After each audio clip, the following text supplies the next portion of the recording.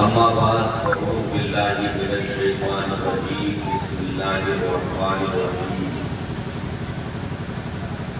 ومن یخرج من بیتہ مہاجرا الی اللہ ورسولہ ثم یدرکہ الموت فقد وقع اجرہ علی اللہ۔ صدق اللہ مولانا العظیم وصدق رسول النبی الکریم ونحن علی ذلک لمن الشاہدین والشاکرین والحمد للہ رب العالمین۔ انتہائی حقیقت کے ساتھ اپنے ہمارے اور ساری کائنات کے مرکز حقیقت جناب احمد مصطفیٰ محمد مصطفیٰ صلی اللہ تعالیٰ علیہ وسلم کی بارگاہ بے سلام ہدیہ درود پاک پیش کرنے کی سعادت حاصل کریں۔ اللہم صلی علی سیدنا حبیبنا طبیبنا مولانا محمد وسلم صلو علیہ صلاۃ و سلام علیک یا رسول اللہ صلی اللہ تعالیٰ علیہ وسلم۔ انسان کو بیدار ہو لینے دو، انسان کو بیدار ہو لینے دو، ہر قوم پکارے ہمارے ہیں۔ ہو جائے گا تجھے اس دن احساس کربلا، ہو جائے گا تجھے اس دن احساس کربلا، تنہا کسی عزیز کی میت اٹھا کے، تنہا کسی عزیز کی میت اٹھا کے، کمال عشق کو بدر و حنین کہتے ہیں، کمال عشق کو بدر و حنین کہتے ہیں، نبی کے حرم کو دل جنتین کہتے ہیں، کمال عشق کو بدر و حنین کہتے ہیں، نبی کے حرم کو دل جنتین کہتے ہیں، اور آندھیوں میں جو بجھ نہ سکے اس چراغ یقین کو، آندھیوں میں جو بجھ نہ سکے اس چراغ یقین کو حسین کہتے ہیں، اس چراغ یقین کو حسین کہتے ہیں۔ نیزے کی بلندی سے جو سر بول رہا، نیزے کی بلندی سے جو سر بول رہا ہے، یہ نسبت حیدر کا اثر بول رہا ہے، یہ نسبت حیدر کا اثر بول رہا ہے۔ یہ دین کی جس دین پہ نازا ہے زمانہ، یہ دین کی جس دین پہ نازا ہے زمانہ، یہ شبیر کے سجدے کا ثمر بول رہا ہے، شبیر کے سجدے کا ثمر بول رہا ہے۔ اسلام ہے، اسلام ہے اگر خطرے میں، اسلام ہے اگر خطرے میں، تو اسلام کے خاطر پیغمبر اسلام کا گھر بول رہا ہے، اسلام کے خاطر پیغمبر اسلام کا گھر بول رہا ہے۔ میں ابن علی، میں ابن علی عکس نبی، میں ابن علی عکس نبی فخر زمین، میں ابن علی عکس نبی فخر زمین ہوں، میدان میں اکبر سا لیڈر بول رہا ہے، میدان میں اکبر سا لیڈر بول رہا ہے۔ قرآن کا لہجہ امامت کی ادا ہے، قرآن کا لہجہ امامت کی ادا ہے۔ بھوکا ہے کئی دن سے مگر بول رہا ہے، بھوکا ہے کئی دن سے مگر بول رہا ہے۔ آج کی یہ مجلس پاک انشاءاللہ تعالی سرکار امام حسین سے مدینہ رسول سے روانگی کو بیان کرنے کی کوشش کریں۔ 28 رجب المرجب کی تاریخ تھی جب مدینے کے وارث نے مدینے کے الوداع کہا۔ 28 رجب المرجب قرآن میں تو میں نے آیت کریمہ پڑھی اسی مناسبت سے، ومن جو من بیتہ، جو اپنے گھر سے نکلے ہجرت ادھر الی اللہ و رسولہ، اللہ اور اس کے رسول، اللہ اور اس کے رسول کی طرف ہجرت کرے، ثم یدرکہ الموت، پھر اسے موت آتا ہے، موت اسے پاتا، فقط وقع اجرہ علی اللہ، اس کا اجر اللہ کے لیے۔ قرآن نے یہ نہیں کہا کہ آپ ایک شہر سے دوسرے شہر چلے جاؤ، ایک بستی چھوڑ کے دوسری بستی چلے جاؤ، یہ ہجرت نہیں ہے۔ ہجرت الی اللہ و رسولہ، ہجرت وہ ہے جو اللہ اور اس کے رسول کی طرف، اللہ اور اس کے رسول کے دین کے خاطر ہو، چاہے وہ ایک کمرہ چھوڑ کے دوسرے کمرے کی طرف ہی کیوں نہ جانا، اگر وہ اللہ اور رسول کی رضا کے لیے ہے تو پھر وہ ہجرت ہے، آپ کی وہ ہجرت اسلام۔ اب امام حسین نے اپنے بھائی محمد بن حنفیہ نے جو وصیت لکھی تھی، اس وصیت کو سنو اور اس آیت کو اپنے ذہن میں رکھو کہ مہاجر وہ ہے جو اللہ اور اس کے رسول کی طرف نکلے۔ امام حسین نے حمد و صلات کے بعد لکھا کہ میں حسین ابن علی اللہ کو واحد مانتا ہوں، اس کے ساتھ کوئی شریک نہیں، وہ ہمیشہ سے ہے، ہمیشہ رہے گا۔ محمد صلی اللہ علیہ وسلم اللہ کے بندے اور اس کے رسول۔ یہ امام حسین نے جو اپنے بھائی محمد بن حنفیہ کو وصیت لکھی تھی اپنی، یہ اس میں درج ہے۔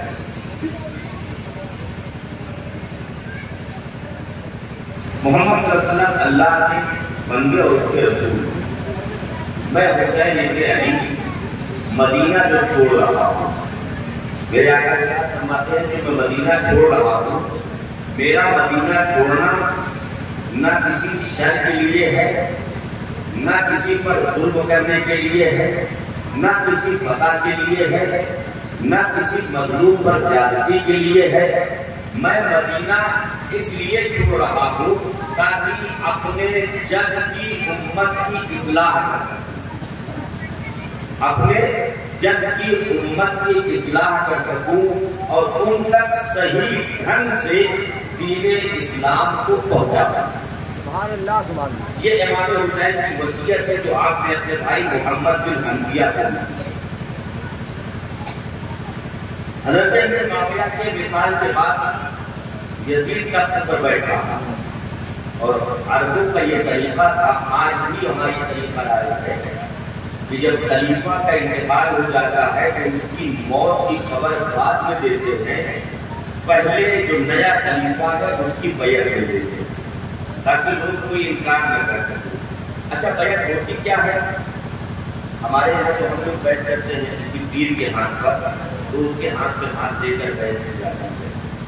بیعت یہ ایک طرح کا حلف ہوتا تھا جو اللہ و رسول کے نام پر حلف اٹھا کے کہا جاتا تھا، ہم اس خلیفہ کی اطاعت کریں گے، اس کے خلاف بغاوت نہیں کریں گے، ہم اسے اپنا امیر مانتے ہیں، یہ حلف ہوتا تھا۔ یزید نے جب حضرت معاویہ کا انتقال ہوا تو اس نے مدینے کے والی حضرت ولید بن عتبہ کے پاس خط لکھا۔ اس خط میں حضرت ابو بکر کے بڑے شہزادے حضرت عبد الرحمن ابن ابو بکر کا نام تھا، حضرت عمر کے شہزادے حضرت عبداللہ ابن عمر کا نام تھا، حضرت عبداللہ ابن عباس کا، عبداللہ ابن زبیر کا، اور نبی آخر الزماں کے نواسے شہزادہ سرکار امام حسین ہے۔ اس نے کہا کہ لوگوں سے فوراً میری بیعت نہیں جائے گا، اور جیسی اگر یہ میری بیعت نہیں لیتے ہیں تو ان کے ساتھ سختی کرو، اگر قتل کرنا پڑے تو قتل کرو۔ امام حسین حضرت عبداللہ ابن عباس، حضرت عبداللہ ابن عمر، حضرت عبداللہ ابن زبیر، سرکار امام حسین مسجد نبوی میں پانچوں وقت کی امامت فرماتے تھے، اور عشاء کی نماز کے بعد آپ اور یہ تینوں لوگ بیٹھے ہوئے، نماز ہو گئی، اس کے بعد اپنی نفلی عبادت میں مشغول رہے. پھر مسجد کے صحن میں بیٹھ کر کچھ باتیں کر رہے تھے. اتنے میں ولید کا قاصدہ اپنے پاس پہنچا اور اس نے کہا کہ حسین ابن علی کو ولید گورنر نے ابھی گورنر ہاؤس بلایا. جب اس نے رات کے قریب تقریباً 12 بجے تھے جب اس نے یہ بات کہی تو حضرت عبداللہ ابن زبیر اور حضرت عبداللہ ابن عمر اور عبداللہ ابن عباس یہ تینوں لوگ نہ تھے. لیکن نبی کے نواسے کی فراست، ان کی ذہانت، ان کا مقام و مرتبہ الگ ہے. یہ تینوں بات کرتے ہیں اے رسول اللہ اس کو بلانے کا مقصد کیا ہو سکتا تھا. سرکار امام حسین فرماتے آپ حضرات نہیں سمجھے، معاویہ کا انتقال ہو چکا ہے، ہمیں یزید کی بیعت کے لیے بلایا ہے. جب ان لوگوں نے یہ جملہ سنا تو کہا حضور آپ تنہا تشریف نہ لے جائیں. سرکار امام حسین نے فرمایا میں اپنے گھر جاتا ہوں پھر میں پلٹ جاتا ہوں. اب جب سرکار گئے اپنے گھر اپنے بھائی حضرت عباس اللہ کو بلایا، علی اکبر کو بلایا، قاسم کو بلایا. اس طریقے سے اہل بیت کے تقریباً 9 سے 10 نوجوانوں کو آپ نے اپنے ساتھ لیا اور ساتھ لے کر گورنر ہاؤس آئے. اور آنے کے بعد آپ نے ارشاد فرمایا کہ جب میری آواز اونچی ہونے لگے، جب میری آواز اگر اونچی ہونے لگے تو تم اندر آیا، اور جب تک میں باہر نہ آؤں کوئی بھی تم سے کچھ کہے اس وقت تک یہاں سے ہٹنا نہیں. یہ کہہ کے امام حسین اندر تشریف لے گئے. اب آپ اپنے ذہن میں یہ بات رکھو جو گورنروں کے گھر ہوتے تھے ان کے بڑے بڑے پھاٹک لگے ہوتے تھے، بڑے بڑے پھاٹک لگے ہوتے تھے. اور جب امام حسین اندر گئے تو معلوم تھا کہ دروازہ بند کر دیا گیا تھا. میرے آقا امام حسین یہ آپ کے ذہن میں اچھی طرح سے یہ بات بیٹھی ہوئی تھی کہ جب میں اندر جاؤں گا دروازہ بند کر دیا جائے گا. اور آپ نے یہ بھی کہا تھا عباس جب میری آواز اونچی ہو تو اندر آ جانا. میرے آقا آپ کے ذہن میں یہ بات تھی کہ جو خون میری رگوں میں بہ رہا ہے وہی خون عباس کی رگوں میں بہ رہا ہے. جس باپ کا میں بیٹا ہوں اسی فاتح خیبر کا بیٹا عباس بھی ہے. دروازہ بند ہوتا ہے بند ہو جائے، اگر میری آواز اونچی ہوگی تو آج بھی حیدر کا لال مدینے کے گورنر ہاؤس کا دروازہ اکھاڑ پھینکے گا اور میرا عباس اندر داخل ہو جائے گا. یہ حسین کے ذہن میں بات تھی کہ میرا عباس باہر کھڑا ہے. اس وجہ سے حسین نے فرمایا تھا میری آواز اونچی ہو تو اندر. یہ اہل بیت کے لوگ ہیں، یہ دنیا میں طاقت جن کے سامنے کوئی معنی نہیں رکھ سکتے. آئے امام حسین اندر اور آنے کے بعد آپ نے جیسے آپ اندر آئے تو ولید نے آپ سے کہا کہ شام سے ملک شام سے پروانہ آیا ہے، خط آیا ہے تو امیر معاویہ کا انتقال ہو چکا ہے. یزید نے آپ سے بیعت کرنے کے لیے کہا، آپ یزید کی بیعت کریں. سرکار امام حسین نے فرمایا ایسا ہے آپ باہر نکلو، مسجد نبی میں جاؤ، منبر پر کھڑے ہو، اعلان کرو، لوگوں سے بیعت کا مطالبہ کرو، مجھ سے بھی مطالبہ کرو، پھر جو مجھے اس وقت جواب دینا ہوگا میں جواب دوں گا. مجھ جیسا شخص تنہائی میں بند کمرے میں کسی کی بیعت نہیں کر سکتا کہ آپ باہر نکل کے یہ کہنا شروع کر دیں کہ حسین ابن علی نے یزید کی بیعت کر لی، اب لوگوں کو بھی بیعت کرو. اس لیے آپ مسجد میں آؤ، آنے کے بعد وہاں مطالبہ کرو، پھر جو جواب ہوگا میں دوں گا. امام حسین نے جب یہ کہا تو ولید امن پسند شخص تھا، اس نے کہا ٹھیک ہے کہ رسول اللہ آپ جائیں. لیکن جب آپ جانے لگے تو آپ کے آنے سے پہلے مروان بن حکم کو ولید کے مشورے کے لیے بلایا. یہ مروان وہ ہے جس کے بارے میں حضرت عائشہ فرماتی ہے کہ حضور نے اس کے باپ پر لعنت فرمائی اور یہ اپنے باپ کی پشت میں تھا تو حضور کی لعنت کا حصہ اسے ملا. جب مروان نے امام حسین کو پلٹتے ہوئے دیکھا اس کے ولید کی مخاطب کر کے کہا کہ اللہ کی قسم یہ بڑا بہترین موقع ہے، اگر حسین یزید کی بیعت کرتے ہیں تو کریں اور اگر نہیں کرتے تو انہیں یہیں پر قتل کر دو. اگر یہ نکل گئے تو پھر ان پر کبھی قابو نہیں پا سکتے ہو. یہ جملہ سننا تھا کہ حیدر کرار کا شیر پلٹ پڑا. امام حسین نے ولید کو مخاطب کیا، مروان کی جانب اشارہ کر کے کہا اے ابن الزرقاء، اے بدکار بیٹا تو مجھے قتل کرے گا یا یہ مجھے قتل کرے گا؟ امام کی آواز ادھر بلند ہوئی، ادھر نوجوان اہل بیت جو کھڑے تھے وہ پوری تیاری میں آئے۔ ولید نے کہا امام آپ جائیں۔ امام جب باہر نکلے تو دیکھتے کیا ہے، عباس بالکل قریب کھڑے ہیں، تلوار کے دستے پہ حضرت عباس کا ہاتھ ہے۔ امام نے جناب عباس کے دستے پہ ہاتھ رکھا، کہا عباس یہ نانا کا مدینہ ہے، یہاں خون نہیں بہے گا، ہماری شہادت کربلا میں مقدر ہے، تلوار وہاں نکلے گی، گردنیں وہاں کٹیں گے۔ امام پلٹے، جب امام پلٹے اپنے گھر سیدہ زینب کو بلایا، اپنی بہن کو۔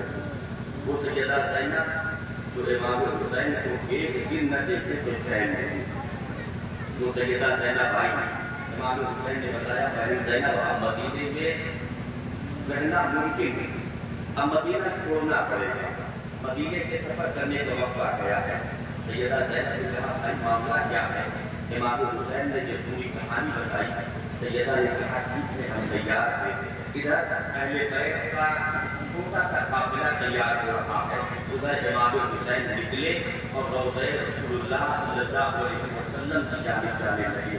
تاریخوں میں لکھا ہے کہ میرے آقا امام حسین جب نکلے نا، جب رسول اللہ صلی اللہ علیہ وسلم کے روضے کی طرف جا رہے تھے تو ایک ایک قدم جمع کے رکھ رہے تھے، ایک ایک قدم اس شان سے اٹھا رہے تھے جیسے کوئی شہزادہ جا رہا ہو، اس شان سے چل رہے ہیں کہ جیسے کوئی سلطان چل رہا ہے۔ جب روضہ رسول پہ پہنچے، نبی کے مزار کے پاس پہنچے، وہ فرماتے ہیں اللہم ھذا قبر نبیک، اے اللہ یہ تیرے نبی کی قبر ہے، انا ابن بنت نبی کا، اور میں تیرے نبی کی بیٹی کا بیٹا ہوں۔ نبی کی بارگاہ میں وسیلہ، اللہ کے حضور اپنے وسیلے کو عرض کرتے کہتے ہیں اے مولا تو خوب جانتا ہے وہ امر آ چکا ہے جس کا میں نے اپنے نانا سے وعدہ کیا تھا، وہ وقت آ چکا ہے جس کے لیے مجھے تیار کیا گیا تھا۔ اے اللہ اب اس راستے کے لیے مجھے ثابت قدم بنا دے، اے اللہ اب اس راستے کے لیے مجھے صبر استقامت عطا فرما دے۔ روضہ رسول پر حاضر ہے حسین اور نبی کی آغوش کو، نبی مصطفیٰ کے قبر مبارک کو اپنے آغوش میں لیا۔ جب حضور کی قبر مبارک سے لگے تو نیند آئی، نیند کا غلبہ ہوا۔ نیند کا جب غلبہ ہوا نا تو سرکار امام حسین نے رب رسول پر رسول اللہ کو خواب میں دیکھا، روضہ رسول پر رسول اللہ کو خواب میں دیکھا۔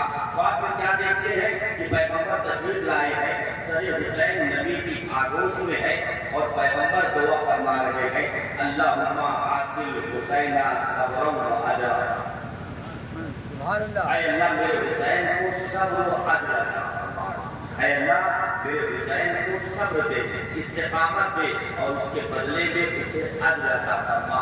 حسین جب روضہ رسول پہ حاضر ہوئے تو یقیناً جو حسین پیدا مدینے میں ہوا، مدینہ رسول کے بارے میں ہے کہ اللہ کے رسول نے فرمایا کہ روئے زمین پر انبیاء کو جو زمین سب سے زیادہ پیاری ہوتی ہے اللہ وہی انہیں موت عطا فرماتا ہے، اسی زمین پر ان کی قبر بنتی ہے۔ حسین اچھی طرح سے اپنے نانا کی اس حدیث کو جانتے تھے کہ میرے نانا کو مدینہ سب سے زیادہ پسند ہے، وہ مدینہ جس کی گلیوں میں حسین پڑھے تھے، وہ مدینہ جس کی گلیوں میں حسین پلے تھے، وہ مدینہ جس کی گلیوں میں حسین کھیلے تھے، وہ مدینہ جس کی گلیوں میں حسین کے عظمت سے ترانے گائے گئے تھے، وہ مدینے کی مسجد جس پر حسین کو ٹھوکر لگے تو رسول منبر سے اتر آئے، وہ مدینے کی مسجد جس مسجد میں حسین کے گھر کا دروازہ کھلتا تھا، حسین کو مدینے کا وہ پورا منظر یاد آ رہا تھا۔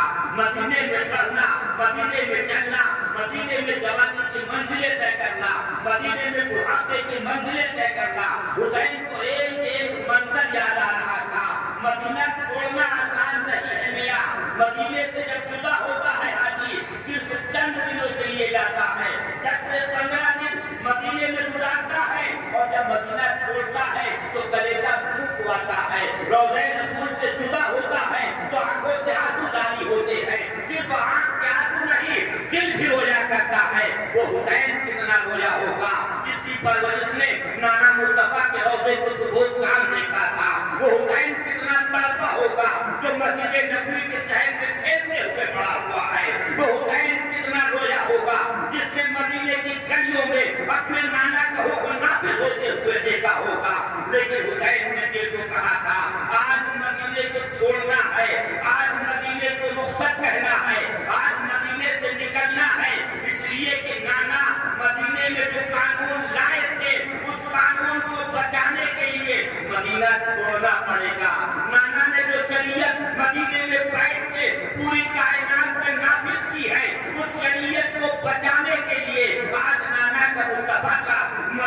شہر چھوڑنا پڑے گا.